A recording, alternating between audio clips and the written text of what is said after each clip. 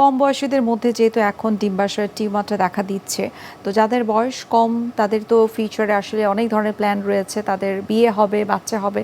তো যাদের কম বয়সে টিউমারটা হচ্ছে সেটাকে রিমুভ করে বা ট্রিটমেন্ট করার মাধ্যমে পরবর্তীতে তাদের কি বেবি হবার ক্ষেত্রে কোনো ধরনের প্রতিবন্ধকতা আসলে তৈরি করতে পারে কিনা, এই ধরনের শঙ্কা কিন্তু আসলে অভিভাবকদের থাকে। যখন ওভারিতে টিউমার হয় বা আমরা অপারেশনের কথা বলি তখন কিন্তু সবাই এই চিন্তায় পড়ে যায় যে আসলে তাহলে তার মানে সেটা যদি আনম্যারিড হয়, তার বিয়ের পরে আসলে তার ফিউচার কি হবে, সে বেবি নিতে পারবে কিনা, এই ধরনের প্রশ্নের সম্মুখীন কিন্তু আমরা প্রায়ই হয়ে থাকি।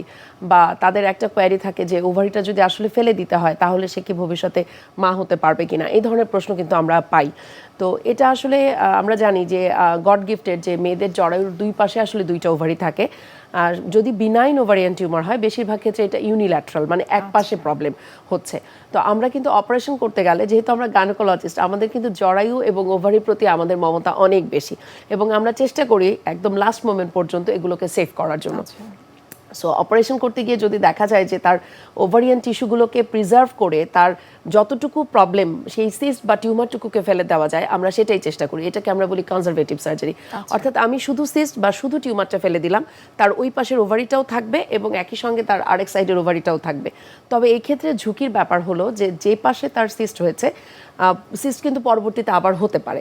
কিন্তু অনেক ক্ষেত্রে দেখা যায় যে পেটের মধ্যে যখন এটা পেঁচিয়ে যায় তখন কিন্তু তার ব্লাড সাপ্লাই নষ্ট হয়ে যায় বা ওভারিটা পচে যায়, নষ্ট হয়ে যায়, তখন ওটা রেখে দিলে ওটার কোনো ভ্যালু নেই।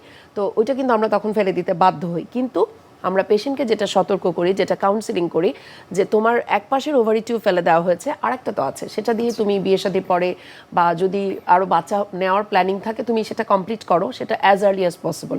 কারণ একবার একটাতে টিউমার হলে ভবিষ্যতে আবার মানে আরেকটাতে হবার চান্স রয়েছে এবং সেটাও নিশ্চয়ই আপনারা বলে না যে পরবর্তীতে আবার হতে পারে এবং রেগুলার ফলো আপের যে বিষয়টা সেই ব্যাপারে নিশ্চয়ই আপনারা কাউন্সিলিং করে থাকেন। ম্যাম, যদি কোনো কারণে দেখা যায় যে ডিম্বাশয়ের কোনো একটা পোর্শন কোন পর্যায়ে সেটি ক্যান্সারে রূপ ধারণ করে? ওভারিয়ান টিউমার মূলত আমরা এটাকে দুই ভাগে ভাগ করতে পারি। একটা হলো ভালো অর্থাৎ বিনাইন ওভারিয়ান টিউমার, আরেকটা হচ্ছে খারাপ ধরনের টিউমার যেটাকে আমরা বলি ক্যান্সার। ক্যান্সার সাধারণত দেখা যায় যে একটু বয়স বাড়ার সাথে সাথে আসলে ক্যান্সারের ঝুঁকি বাড়ে। যেমন তার ওজন বৃদ্ধি, তার মানে ফ্যামিলি হিস্ট্রি, আবার অনেকের বেলায় দেখা যায় নালী প্যারিটি। আমরা দেখি যে যেসব মেয়েদের আসলে কোনো বাচ্চা কাচ্চা নেই, হ্যাঁ, যাদের হয়তো মানে কখনোই কোনো বেবি হয়নি বা যাদের এন্ডোমেট্রিওসিস নামে ওভারিয়ান সিস্ট থাকে, তাদের কিন্তু একটা ক্যান্সারের ঝুঁকি থাকে। কাজেই যে পেশেন্টগুলোর এই ধরনের প্রবলেম থাকবে আমরা কিন্তু তাদেরকে নিয়মিত ফলো আপে রাখি। তাদেরকে আমরা 3 মাস পর পর 6 মাস পর পর আমরা হয়তো চেক আপে আসতে বলি, একটা আলট্রাসোনোগ্রাফি করে দেখতে পারি এবং তার যদি পজিটিভ ফ্যামিলি হিস্ট্রি থাকে তাহলে আমরা কিন্তু তাকে আমাদের বাংলাদেশে কিন্তু এখন জেনেটিক টেস্টগুলো হয়, যেমন BRCA1 BRCA2, এই টেস্টগুলো এগুলো জেনেটিক টেস্ট।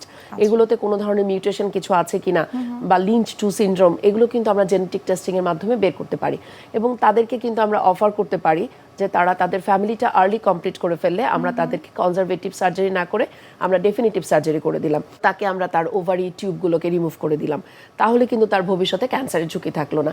আসলে এই যে ওভারি টিউব এগুলোর কার্যকারিতাকে অবশ্যই সেটা বাচ্চা হওয়ার জন্য দরকার এবং যেহেতু ওভারি থেকে হরমোন আসে কাজেই হরমোনের সাপ্লাই দেওয়ার জন্য এগুলো দরকার। কিন্তু যখন তার জীবনটাই ঝুঁকির মধ্যে পড়ে গেল, যার ক্যান্সার হবার ঝুঁকি অনেক বেশি, তাদের বেলায় আমরা রিপ্লেসমেন্ট থেরাপিও দিতে পারি। জেনেটিক টেস্ট করার ক্ষেত্রে আসলে মানুষের আগ্রহটা কতটুকু বা প্র্যাকটিসটা আসলে কতটুকু রয়েছে বাংলাদেশে? টেস্টগুলো আমাদের বাংলাদেশে এখন অ্যাভেলেবেল, কিন্তু এগুলো যথেষ্ট কস্টলি এবং সবাই তো আসলে অ্যাফোর্ডও করতে পারবে না, যার জন্য হয়তো এটা লিমিটেড পর্যায়ে আছে।